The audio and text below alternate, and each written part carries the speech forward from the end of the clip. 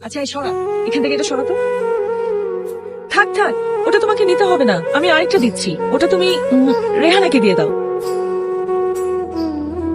তাকিয়ে দেখছিস কি, জামাই মুছে খেয়ে ফেল।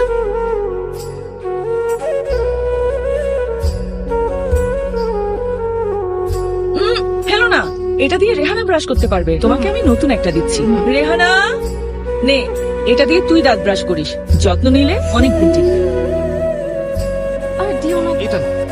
মা থামো, আমি তো খেতে পারবো না। একদম চুপ, সারাদিন রোজা রেখেছো, এতটুকু খেলে হবে? আরে নেই বাবা। তোর ইফতার, রান্নাঘরে তোর জন্য ভাত রাখা আছে, নিয়ে নিস। হ্যাঁ কি রে, যা।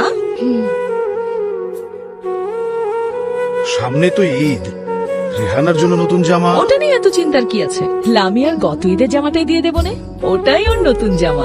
কি খুব রাগ হচ্ছে? আসলে এমন সব ঘটনা আজ আমাদের চারপাশে সবসময় ঘটছে, হয়তো আমরা তা দেখেও দেখি না।